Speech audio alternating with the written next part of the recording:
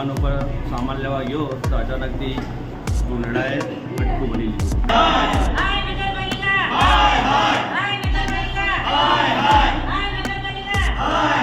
મારી ઘર જોડે 2 જણને ભૂંડ કરડ્યા હતા તો અમે નગરપાલિકામાં આવીને કીધું કે ભૂંડ કરડ્યા છે તો એમ કે અમે પ્રૂફ સાથે લાવ્યા છીએ તો એમ કે પ્રૂફ ના ચાલે, કયા કલરનું ભૂંડ હતું, કેવું હતું એ મને પ્રૂફ આપો તો એ તો અમારે કઈ રીતના આપવાનું।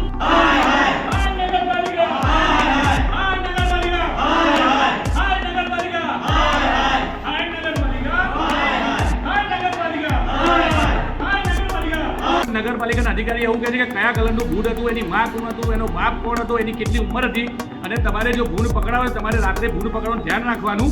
તો પછી અમે ભૂંડ પકડવા આવીશું એટલે શું એમને અહીંયા તંબુડા વગર અમારે બેસાડી રાખ્યા છે। આખા પાલનપુરમાં આ જે કોન્ટ્રાક્ટર છે એના માણસો ભૂંડ મૂકી જાય છે, નાના બચ્ચાઓ જ્યારે મોટા થઈ જાય છે, મતલબ કહેવાય કે જવાન ખૂન થઈ જાય ત્યારે આ લોકો ભૂંડ પકડવા આવે છે અને પછી ભૂંડનો એ લોકો વેપાર કરતા હોય છે, માંસ વેચાતું હોય છે પંજાબ બાજુ, એવું સાંભળવામાં આવ્યું।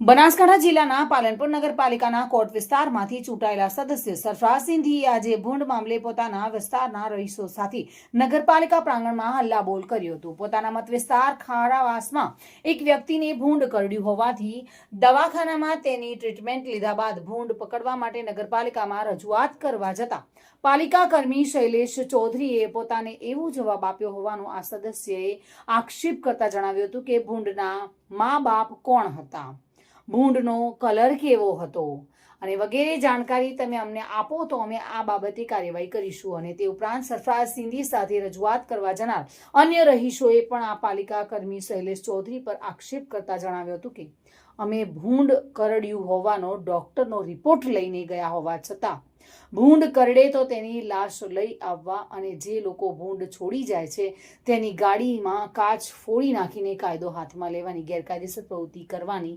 સલાહ આ સેનિટેશન એએસઆઈ તેઓને આપી હતી અને પોતાની ફરજ નિભાવવાના બદલે આવા અજુગતા જવાબો આપ્યા હતા। જો કે આ બાબતે નગરપાલિકા સેનિટેશન એસઆઈ શૈલેષ ચૌધરીનો સંપર્ક કરતા તેમણે મીડિયા સમક્ષ કંઈ પણ નિવેદન આપવાનો ઇનકાર કર્યો હતો।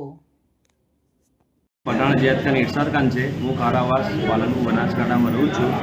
હું રાતના દુકાન ઉપર સામાન લેવા ગયો તો અચાનકથી ભૂંડળાએ બટકું ભરી લીધું। પછી તાત્કાલિક મેં સિવિલમાં આવી ટ્રીટમેન્ટ કરાવી, પછી ઇન્જેક્શન ને બધું લીધું, ગોળી લીધી, પછી આવ્યો છું। આજે નગરપાલિકા માટે એટલા માટે આવ્યા છે કે ભૂંડનો નિકાલ કરો અને ભૂંડને જે ઉછેર કરે છે એમને કહો કે આવીને લઈ જાય ભૂંડને। નગરપાલિકામાં અમે આજે મારી ઘર જોડે 2 જણને ભૂંડ કરડ્યા હતા તો અમે નગરપાલિકામાં આવીને કીધું કે ભૂંડ કરડ્યા છે તો એમ કે અમે પ્રૂફ સાથે લાવ્યા છીએ તો એમ કે પ્રૂફ ના ચાલે, કયા કલરનું ભૂંડ હતું, કેવું હતું એ મને પ્રૂફ આપો તો એ તો અમારે કઈ રીતના આપવાનું। અને એ લોકો એમ કહે કે છોડવા આવે છે તો ક્યારે છોડવા આવે છે એ તમે પ્રૂફ લાવો, તો આવી રીતના તો અમારે થોડી જોઈને બેસી રહેવાનું હોય। એમ કે અમને બધા પ્રૂફ લાવો તો અમે તમને એ કરીએ કે રસ્તો કરી આપીએ, તો એ રીતના અમારે કઈ રીતના કરવાનું। ખારાવાસ ગુંજિયાવાસ પાલનપુર નગરપાલિકાને 6 મહિના અગાઉ પણ એક રજૂઆત કરેલી હતી। હાઉસિંગ બોર્ડ પર એક બાળકને બહુ ખરાબ રીતે ભૂંડ કર્યું હતું, જેની ટ્રીટમેન્ટ હજુ પણ ચાલુ છે। ત્યારબાદ નગરપાલિકાએ કોઈ પણ પ્રકારના ભૂંડ પકડવાની કોઈ વ્યવસ્થા કરેલ નથી અને ગઈકાલે સાંજે અમારા વિસ્તાર ખારાવાસમાં અમારા ત્યાં એક બાળકને અને એક બેનને બહુ ખરાબ રીતે ભૂંડ કર્યું છે, જેની પ્રૂફ અમારા જોડે આ છે કે અમે ત્યાં સિવિલમાંની ટ્રીટમેન્ટ લીધી છે, જેની રજૂઆત કરવા અમે નગરપાલિકામાં આવેલ છીએ।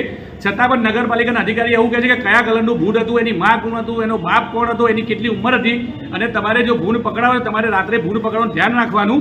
તો પછી અમે ભૂંડ પકડવા આવીશું એટલે શું એમને અહીંયા તંબુડા વગર અમારે બેસાડી રાખ્યા છે। કોઈ લાજ શરમ જેવું નગરપાલિકાને હોય તો તાત્કાલિક આજે ભૂંડ પકડવાનો જે કોન્ટ્રાક્ટ આપેલો છે હરપાલસિંહ, એ હરપાલસિંહ ખુદ જ ભૂંડ ઉછેર કેન્દ્ર ચલાવે છે અને એને દર મહિને 2 લાખ રૂપિયા બિલ ચૂકવવાની વારી કરો છો। તો જે ઉછેર કેન્દ્ર ચલાવે છે એને તમે પકડવાના કોન્ટ્રાક્ટ આપો છો। અમે પોલીસ સ્ટેશનમાં ફરિયાદ બી આપી છે, જો નગરપાલિકા આની પર તાત્કાલિક એક્શન લઈ લે અને પોલીસ જો આ કોન્ટ્રાક્ટ ઉપર ફરિયાદ દાખલ નહીં કરે તો અમારે નગરપાલિકાની સામે ધરણા અથવા આત્મવિલોપન કરવાની ફરજ પડશે, જેની જાહેર નોંધ જનતાએ લેવી। આખા પાલનપુરમાં આ જે કોન્ટ્રાક્ટર છે એના માણસો ભૂંડ મૂકી જાય છે, નાના બચ્ચાઓ જ્યારે મોટા થઈ જાય છે, મતલબ કહેવાય કે જવાન ખૂન થઈ જાય ત્યારે આ લોકો ભૂંડ પકડવા આવે છે અને પછી ભૂંડનો એ લોકો વેપાર કરતા હોય છે, એનું માંસ વેચાતું હોય છે પંજાબ બાજુ, એવું સાંભળવામાં આવેલું। હું રહેવાસી ખારાવાસ પટનીવાસ કાઉન્સમાં ગુંજિયાવાસ। અમારા વિસ્તારની અંદર 2 જણને સમજો કે ભૂંડ કર્યા હતા અને એની ટ્રીટમેન્ટ અમે નગર સિવિલમાં લઈ અને પછી નગરપાલિકામાં એની રજૂઆત કરવા આવ્યા. ત્યાંના કર્મચારી એમ કહે છે કે પ્રૂફ લાવો. આ જે ટ્રીટમેન્ટ લીધી એ પ્રૂફ નથી, એ અમને જવાબ આપે.